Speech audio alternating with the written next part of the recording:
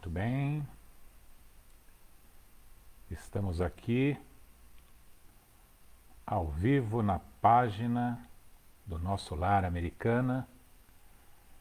Estou tentando aqui me entender com a tecnologia.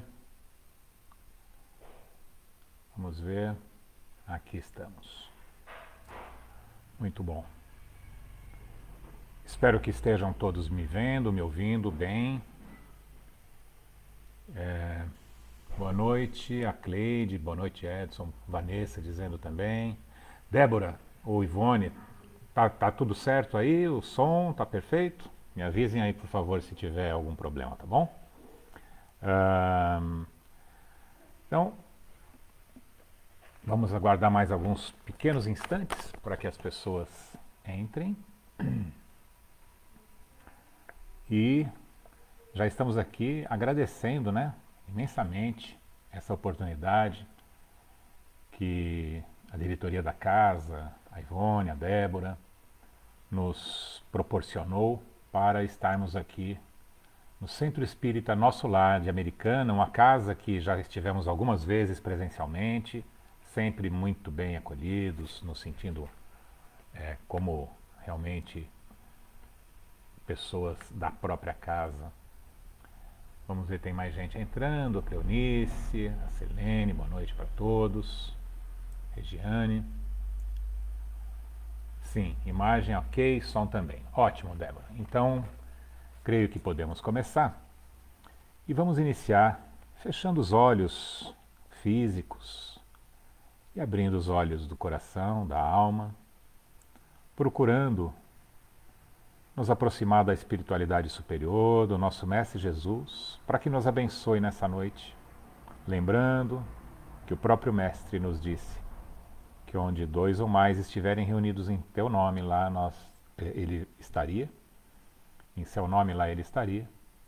Então, vamos sentir essa presença amorosa, amiga, companheira, que aquilo que conversarmos hoje aqui possa calar em nossos corações, o título Esperança, que possamos acender as esperanças em nós mesmos e irradiar para todos os corações necessitados.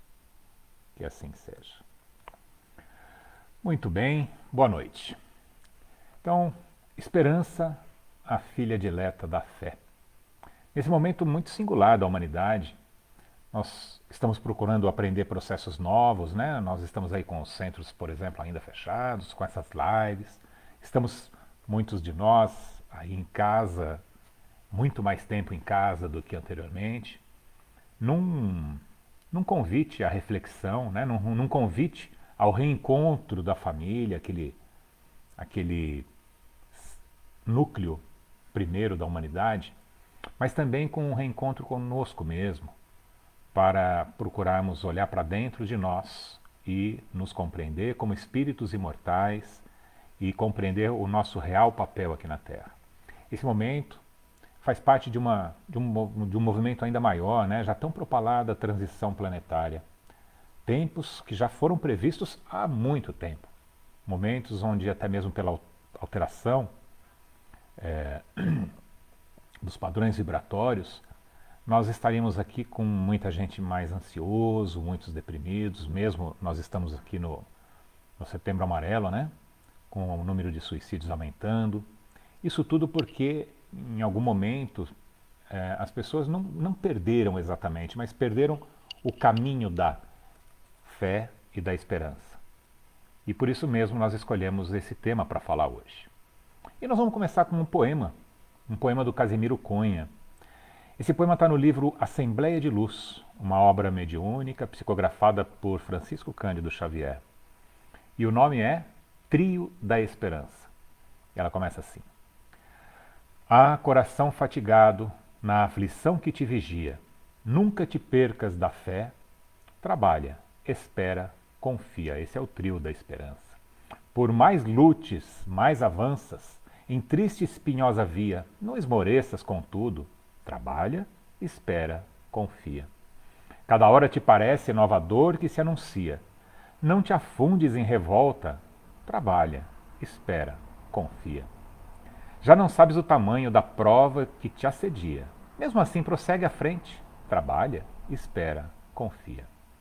Encontras a cada passo desprezo, descortesia. Desculpa servindo mais, trabalha, espera e confia. Entre os seres mais amados, padeces desarmonia, mas não faltes a paciência. Trabalhe, espera e confia. Sonhastes calma aventura e sofres em demasia? No entanto, aguarda o futuro. Trabalha, espere e confia. Não temas nem desesperes, toda a sombra é fugidia. O sol brilha, a nuvem passa. Trabalha, espera, confia. Para a cura da ansiedade, angústia, melancolia, use a receita de sempre. Trabalha, espere, confia. Cada manhã Deus te fala na bênção de novo dia. Se queres felicidade, trabalha, espera, confia. Esse trio da esperança, né, o trabalho, a espera e a confiança, ela já nos faz lembrar lá em Paulo e Estevão, a passagem de Saulo ainda no início da sua missão, desalentado, tinha sofrido vários infortúnios morais, rejeitado pela família, pelos amigos, ele com aquela ânsia de disseminar a boa nova, e só encontrava ouvidos moucos, só gente entendendo ele como louco, querendo interná-lo, apedrejá-lo. Mas aí ele estava lá todo desalentado, e Abigail e Estevão, em espírito, vêm em seu auxílio. E ela, com aquele carinho luminoso, diz para que ele ame, trabalhe, espere e perdoa. Tá vendo? Tem esse paralelo com o trabalho, espera, confia. Ela pediu para que ele amasse, trabalhasse, esperasse e perdoasse. Esse momento foi mais ou menos assim, aliás, está relatado em Atos dos Apóstolos, o próprio... perdão, não lembro se é nos Atos não, mas acho que sim, quando dizem que um homem, não sei se em sonho ou acordado, teria ido a um outro céu e escutado dos próprios anjos isso, ou seja, ele teve um momento lá de desprendimento de alma, subiu aos céus, encontrou esses irmãos, né, Abigail e Estevão, corações tão queridos para ele, que tinha apedrejado Estevão, mas depois ele compreendeu que era um irmão querido, que já vinham nessa missão da divulgação da Boa Nova. E aí, quando ele sobe, ele encontra, ela diz mais ou menos assim: reclamas, companheiros concordes contigo nas edificações evangélicas, mas é preciso lembrar que nem Jesus os teve. Os apóstolos não puderam concordar com o Mestre, senão com o auxílio do céu, depois da ressurreição e do Pentecostes. Então, quando eles estavam caminhando com Cristo, eles não estavam fiéis, eles não compreendiam Cristo em sua totalidade, aliás, em sua totalidade, talvez até hoje ninguém compreenda, mas ainda com aquela fé titubeante, ainda não compreendendo perfeitamente os ensinamentos do Cristo. Então todos eles debandaram. Os mais amados dormiam enquanto ele orava no horto. Lembra aquela passagem? Né? Não podem ficar acordados nem um minuto sequer comigo? Uns negaram, outros fugiram na hora decisiva. Então, Paulo estava reclamando aqui trabalhadores, companheiros de luta, para que fossem fiéis. Assim como ele acordou, ele queria que todos acordassem para a verdade, para o Cristo. Mas ele não foi isso que ele encontrou. Então ele estava lá meio desesperançado. E o que a Abigail diz para ele? Ele pergunta para ela, mas o que fazer para adquirir a compreensão perfeita dos desígnios do Cristo? Ela fala, ama. Mas como proceder de modo a enriquecermos na virtude divina? Jesus aconselha o amor aos próprios inimigos. Entretanto, considerava quão difícil devia ser semelhante realização. Penoso testemunhar a dedicação sem o real entendimento dos outros. E como fazer para que a alma alcançasse tão elevada expressão de esforço com Jesus Cristo? Trabalha, esclareceu Abigail. E ela tinha razão, né? Era necessário realizar a obra do aperfeiçoamento interior, e ele desejava ardentemente fazer isso. Mas como fazer para que a alma alcançasse tão elevada expressão de esforço com Jesus Cristo? Né? Trabalha. Todavia, voltando ao ambiente do esforço coletivo em cooperação com antigos companheiros, ele acalentava sadias esperanças que se converteram em dolorosas perplexidades.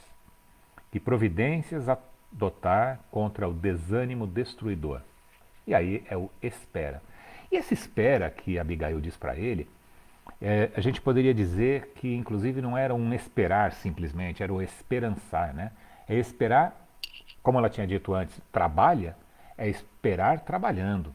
Então é um esperançar, não é aquela espera indolente, preguiçosa, não. É uma espera ativa, companheira do trabalho.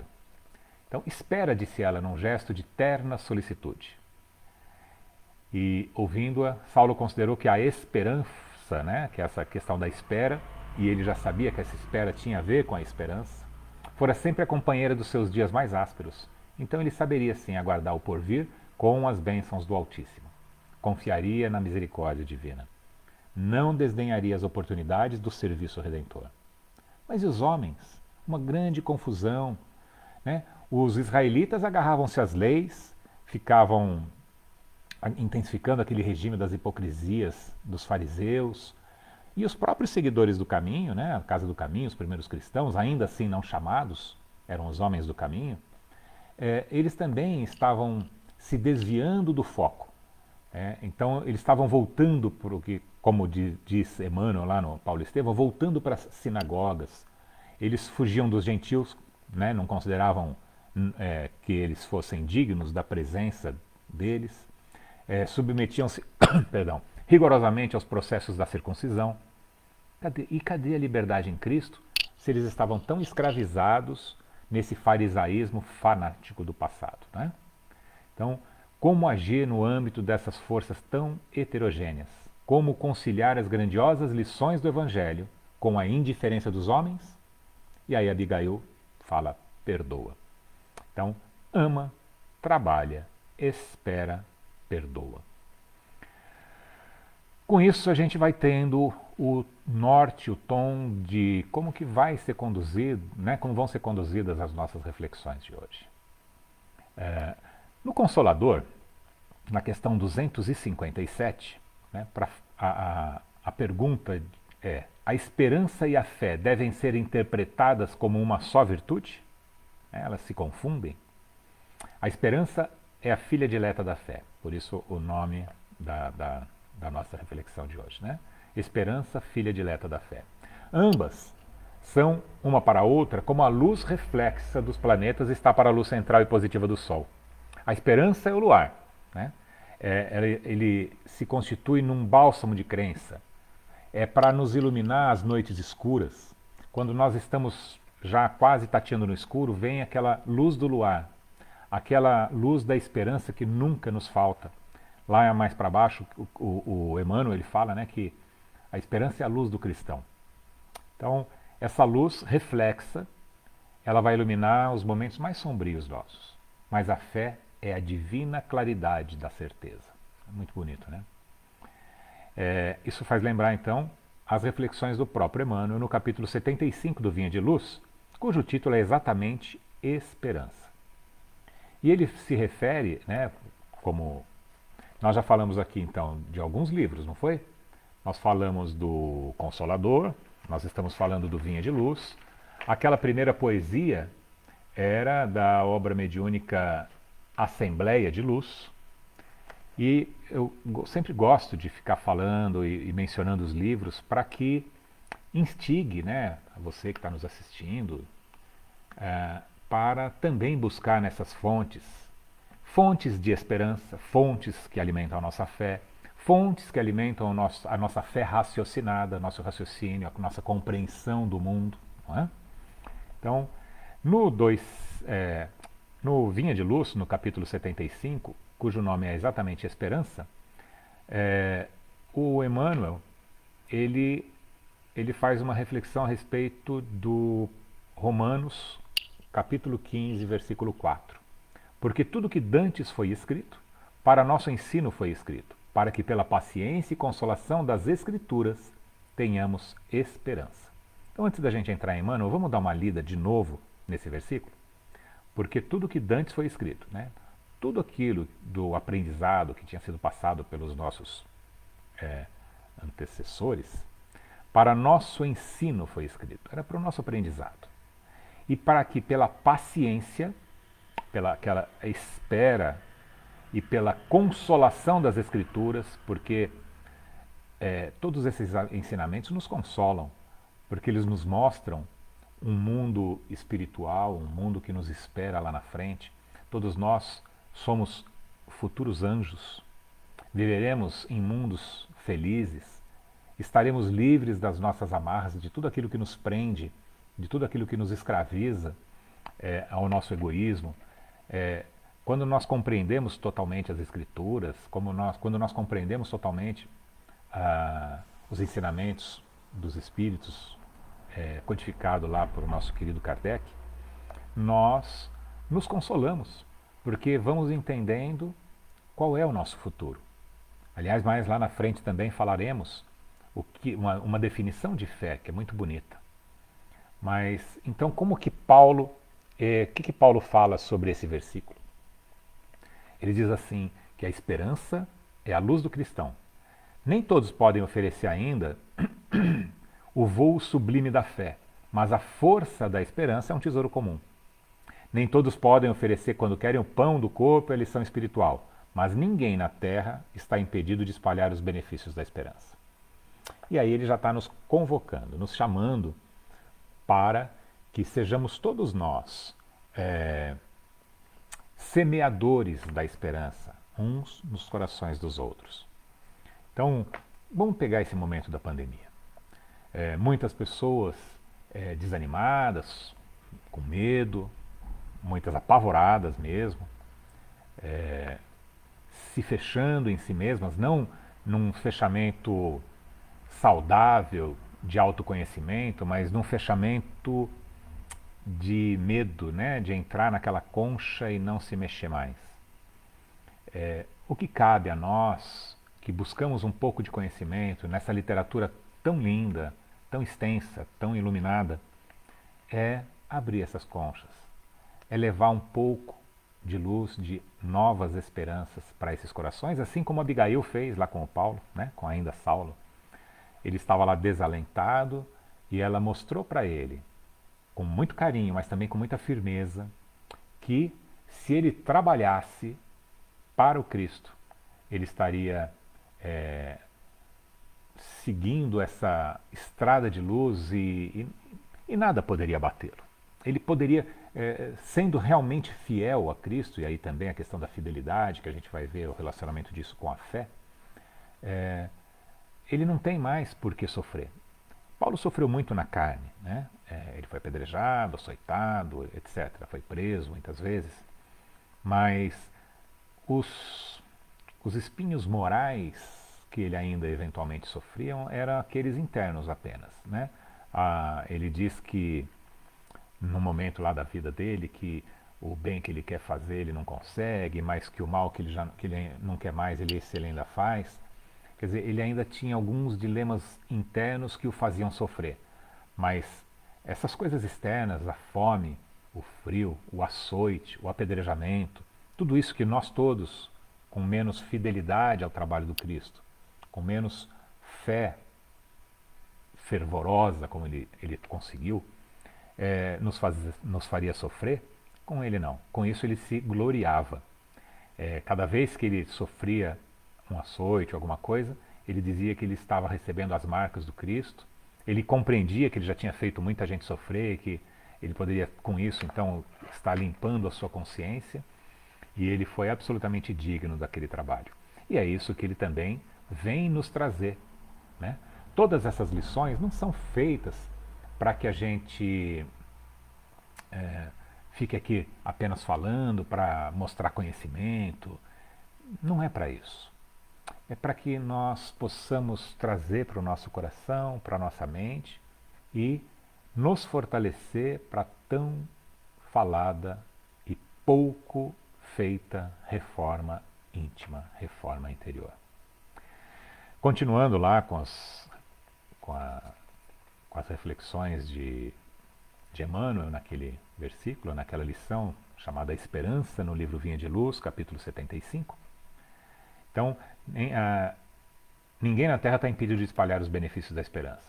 E aí ele nos traz que tudo na natureza, de certa forma, essa força da esperança está em toda a natureza. A noite espera o dia, a flor o fruto, o verme o porvir. E lá no final da lição ele vai nos exortar para que não nos percamos em lamentações. Todo momento é instante de ouvir aquele que pronunciou o vinde a mim. Então você está sofrendo? Vinde a mim que eu o aliviarei.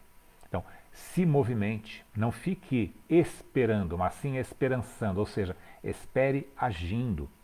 Vinde a mim que eu aliviarei. Por quê? Porque aquele que caminha com Cristo vai se despojando daquilo que o prende, daquilo que o machuca. Não é? Já falei alguma vez aqui, falando de curas, que Hahnemann, o pai da homeopatia e um dos espíritos que ajudaram na codificação, ele diz que existe uma doença mater, né? A origem de todas as doenças, de todas as dores do mundo, que é o afastamento das leis de Deus. Então, nos afastamos da luz, vamos para a nossa escuridão, dos nossos sentimentos menos nobres, do nosso egoísmo, vamos nos machucando, adoecendo a alma e, consequentemente, expurgando essa doença para o corpo físico, adoecemos o corpo físico. Porém, quando voltamos à luz, vamos nos purificando, vamos deixando a alma mais saudável, nosso ser, né, nossa essência, que somos espíritos imortais, mais limpo e mais saudável, e também a consequência disso é que o nosso corpo físico também adoecerá menos, salvo, evidentemente, eventuais necessidades que temos ainda de experienciar alguma dor para nos purificarmos ainda mais. Né? O caso do nosso gigante deitado, por exemplo, que naquela vida que ele sofreu todas aquelas agruras físicas, mas já com a consciência elevada, era um gigante deitado que permanecia muito de pé, muito acordado para a vida espiritual. Então, quando o Cristo fala vinde a mim, ele está nos exortando para que nos levantemos e prossigamos convictos de que o Senhor nos ofereceu a luz da esperança, a fim de acendermos não só em nós, mas também no nosso irmão, essa luz da santificação espiritual. No mesmo Vinha de Luz, que faz parte daquela coleção Fonte Viva, onde Emmanuel ele cita um versículo e depois ele discorre sobre aquilo, que mais lá na frente o Saulo César e uma equipe, eles codificaram isso, trouxeram no Evangelho de Emmanuel. Nós temos 1.600 citações, mais ou menos. 1.100 versículos comentados perto de 1.600 vezes, porque alguns foram citados mais do que uma vez. Então, é uma obra magnífica, que é a minha leitura diária. Eu nunca deixo de ler algumas dessas lições todos os dias, assim como também o Livro dos Espíritos. E não faço mais nada do que obrigação, apenas seguindo a recomendação do próprio Mestre, né, quando, como o Espírito da Verdade, ele nos fala, né, Espíritas, amai-vos, eis o primeiro mandamento, instruí-vos, eis o segundo. Nesse mesmo Vinha de Luz, na lição 58, o título é Crises. Então, se nós estamos desesperançados, é porque provavelmente estamos passando por crises. E o versículo que ele comenta é: Pai, salva-me desta hora, mas para isto vim a esta hora. Isso está em João 12, 27. Ia o mestre provar o abandono dos entes amados, a ingratidão dos beneficiários da véspera, a ironia da multidão, o apodo na via pública, o suplício e a cruz, mas sabia que ali se encontrava para isso. Então, consoante os desígnios do Eterno. Pede a proteção do Pai, mas submete-se na condição de filho fiel. E é mais ou menos isso que Abigail fala lá para o Paulo, né, para o Saulo, que Ele estava lá chateado porque ele também teve o abandono dos entes amados, a ingratidão dos beneficiários da véspera, a ironia da multidão. O mesmo trajeto. Né? Mas Cristo veio, é o Espírito puro, pura compreensão, puro amor, né? Então ele veio e submete-se fielmente na condição do filho. E o Paulo ainda estava titubeando, mas também foi muito fiel. Né? Não vamos comparar com Cristo, mas Paulo foi muito fiel. E aí, continuando nessa lição, Emmanuel nos diz que todos os seres e as coisas se preparam para as crises que virão. Tudo no mundo é crise, é transformação. Nós estamos num mundo da matéria que, pela própria natureza, ele é corruptível no sentido de ser perecível, não é? Então, tudo aqui vai passar por crise.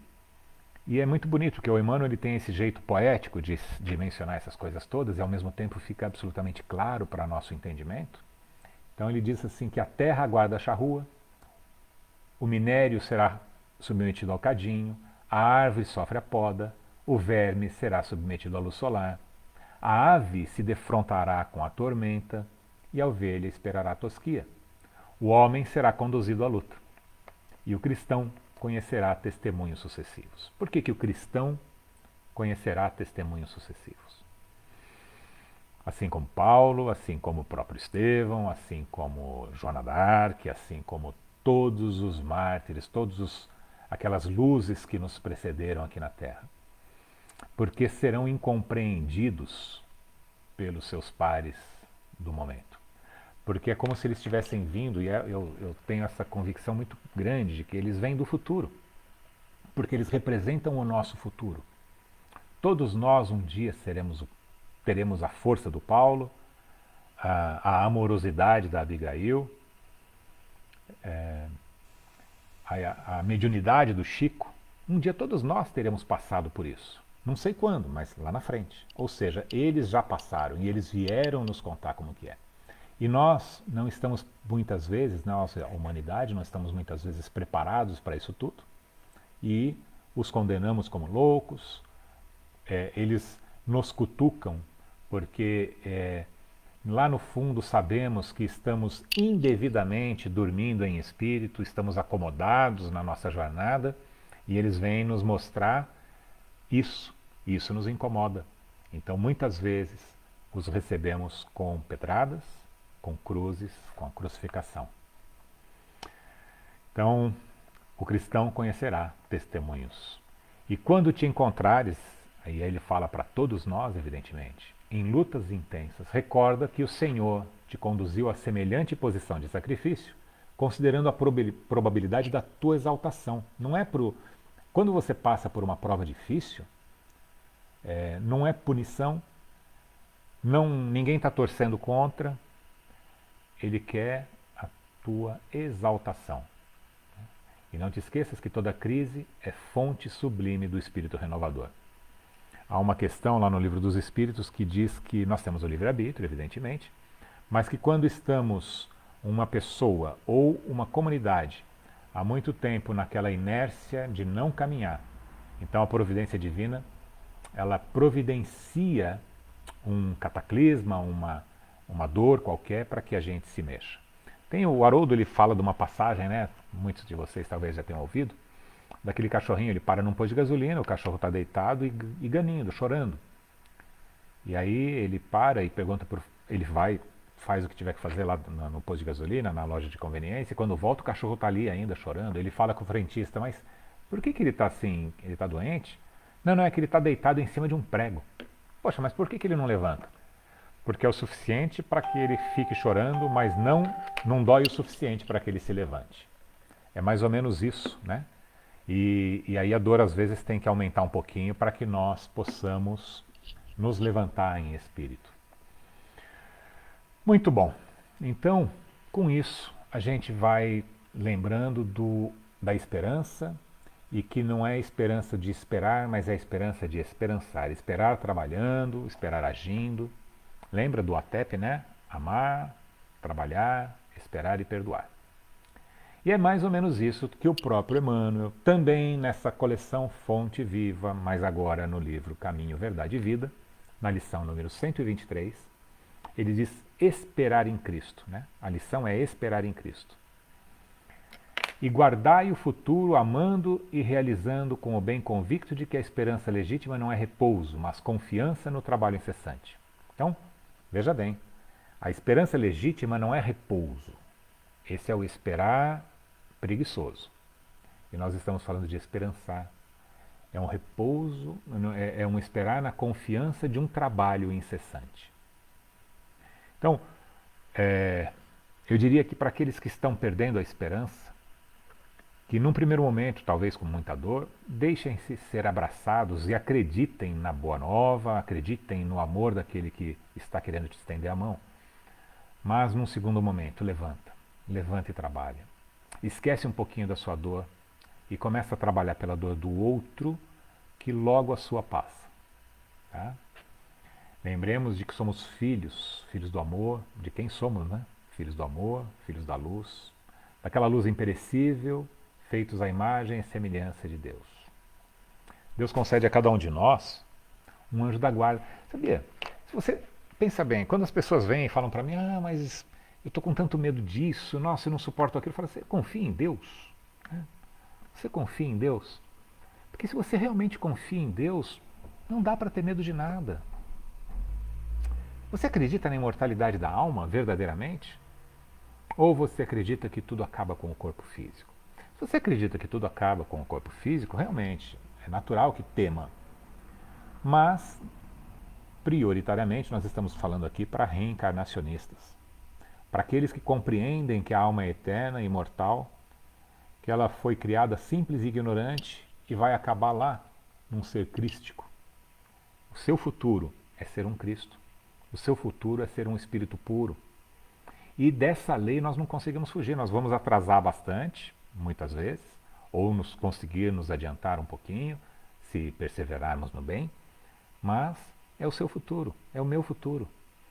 Um dia, talvez daqui a alguns bilhões de anos, quem sabe, estaremos juntos, como num congresso onde Cristo e mais alguns espíritos crísticos estavam definindo os futuros da Terra, lá na concepção da Terra. Então, quando nós conseguimos compreender a dimensão dessas coisas todas, como temer? Como ficar desesperançado? Tem mais, além de, nós falamos assim, poxa, mas sabe, tem alguém aqui no leme dessa nau nos conduzindo. Confia. Além disso, ele nos traz também um anjo da guarda para cada um de nós, um espírito puro. Cada um de nós tem um espírito puro que nos acompanha e um espírito protetor, pelo menos um espírito protetor, que apesar de não ser um espírito puro, mas é um espírito benevolente. Então, nós nunca estamos sós. Quer melhorar a esperança, quer iluminar um coração? É só escutar e acreditar nisso. E é verdade. Lá está no Evangelho. Vamos procurar aqui. Olha, primeiro vamos falar do Evangelho mais um pouquinho sobre a fé. O que é a fé? A gente estava falando da esperança, que nem todo mundo pode ter ainda aquela luz solar, que é a fé, mas que a luz do luar, que é a esperança, todos nós temos. Mas a fé também nasceu com todos nós. Vamos pegar aqui, eu ia falar com as minhas palavras, mas não. Eu prefiro falar com as palavras de um espírito protetor que deu uma comunicação em Paris, em 1863. E ele fala sobre a fé divina e a fé humana, nas instruções dos Espíritos, no capítulo 19 do Evangelho segundo o Espiritismo. A fé é o sentimento inato no homem da sua destinação futura. Aquilo que eu estava falando agora. Nós temos instintivamente, nós temos um sentimento que nasceu conosco, não é um pensamento, é um sentimento que nasceu conosco da nossa destinação futura. É a consciência que tem a consciência que tem das faculdades imensas cujo germe foi depositado nele, primeiro em estado latente, e que deve fazer eclodir e crescer por sua vontade viva.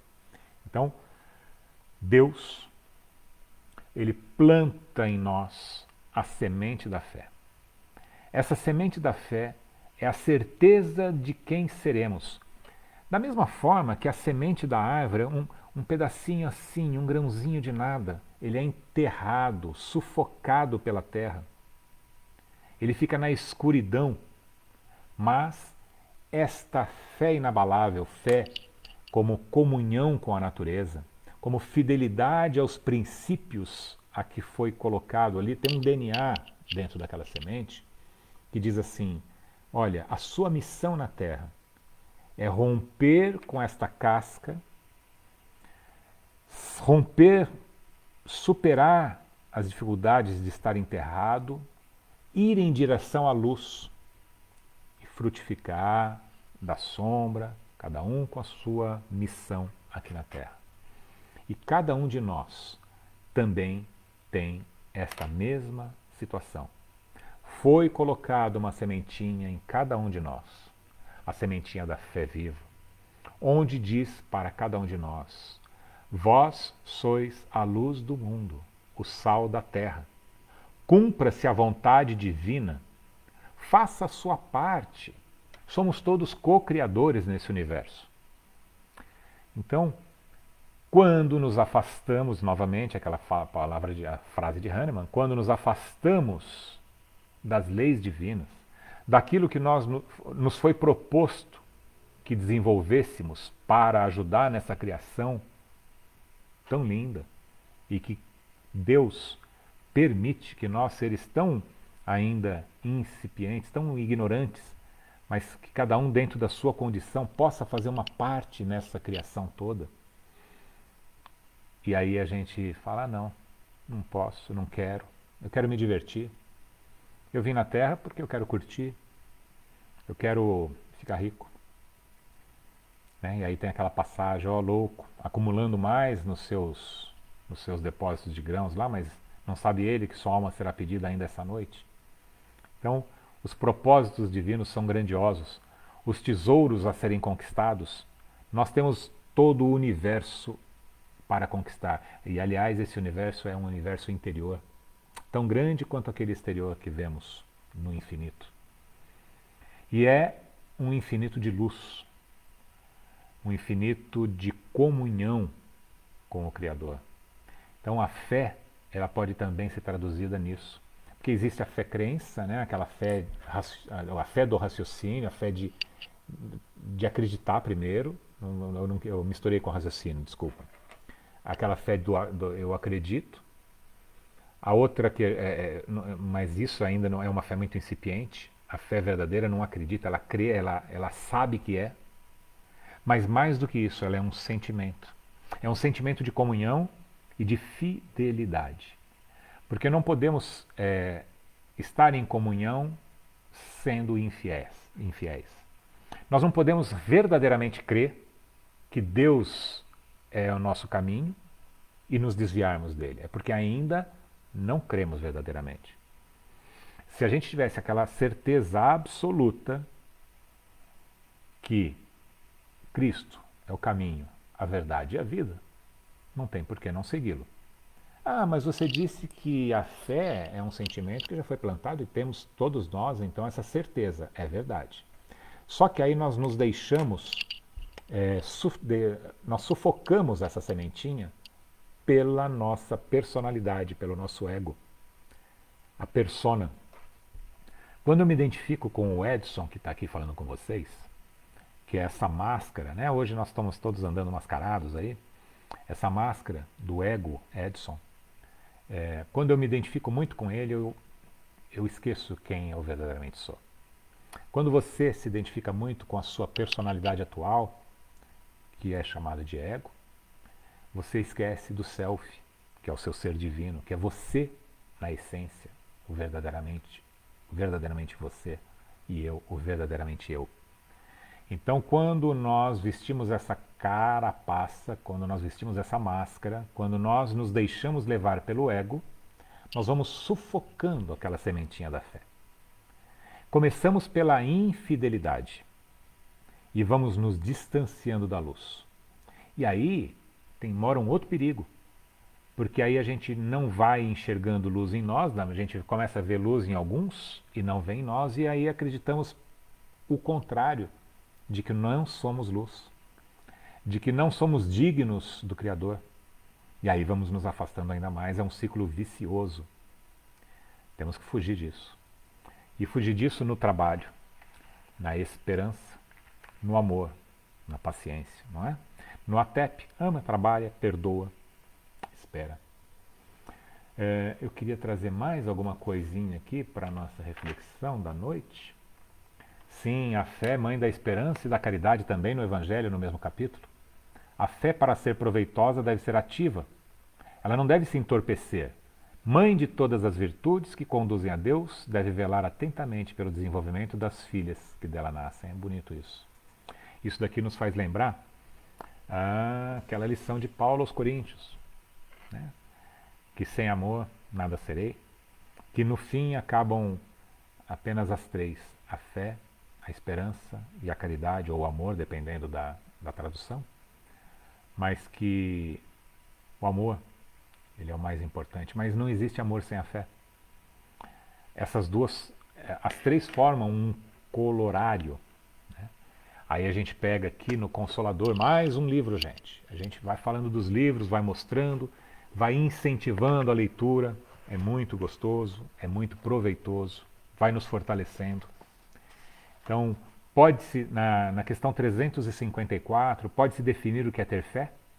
Ter fé é guardar no coração a luminosa certeza em Deus. Certeza que ultrapassou o âmbito da crença religiosa, fazendo o coração repousar numa energia constante de realização divina da personalidade. Então, ter fé é ter uma força interna, é a força do movimento, aquele movimento que nos faz caminhar junto daquele que é o caminho, a verdade e a luz. Então, nós estamos chegando aqui já ao final das nossas reflexões. Vamos ver aqui se temos algum comentário. Temos alguns boa noite aqui, né? Fé, esperança, luz, paciência, palavras que mais uso no nosso Criador, da Zilda, muito bom, Zilda, sempre nos acompanhando, né, Zilda? Boa noite, querida. Valdinei falando boa noite, querido amigo. Muito bem.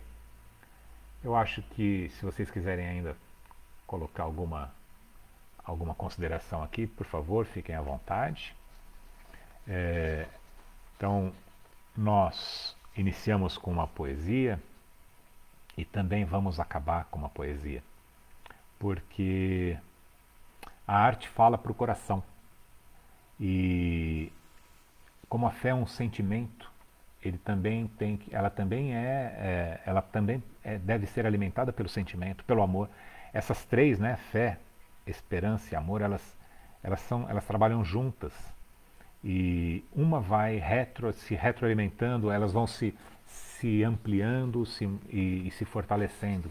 Quanto mais amor temos, mais fé estamos exercitando, mais esperança estamos criando em nós mesmos e dividindo isso com todos os nossos companheiros de luta. E, como ninguém aqui se manifestou, vamos para o nosso encerramento. Dessa vez com uma poesia de Maria Dolores. Ela chama-se Em Louvor da Esperança.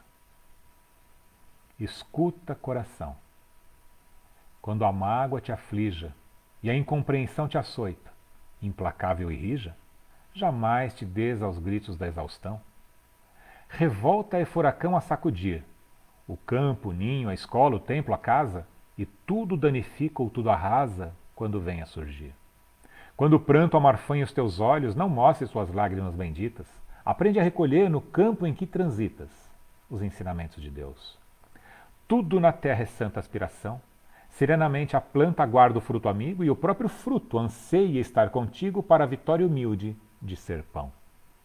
Nasce a fonte cantando a borbulhar, de início é um fio, pobre de água mansa, mas porque espera, serve e não descansa, desce ao bojo do rio e acha a glória do mar. O charco espera a mão do lavrador e um dia plasma em lama, lodo e estrume um jarro gigantesco de perfume a enfeitar-se de flor. Nota que a porcelana aprimorada foi um barro que aceitou a disciplina, e a pérola mais fina veio na dor da ostra torturada. O violino que atende e se consome, por dar à melodia apoio e desempenho, não passava de um lenho numa floresta sem nome. Detém-se, coração, pensando nisso. No mundo, o que há de belo, grande e santo é persistência e esforço, canto a canto, da esperança em serviço. Empenha-te a servir, aprender, construir, tolerar. Em tudo é sempre o amor puro e perfeito, porque nunca se cansa de esperar, ou ainda de esperançar. Vocês percebem que Abigail, Casimiro Cunha lá atrás e agora Maria Dolores dizem para que nós trabalhemos, que possamos ter a tranquilidade de esperar, porque o crescimento é de Deus. Nós temos que fazer a nossa parte, mas não ficarmos ansiosos, né, pelo resultado final. Que temos que amar e, mais do que tudo, espalhar a esperança no coração dos nossos irmãos. Que tenhamos todos uma noite de luz, com muita serenidade no coração e muito amor para servir. Boa noite.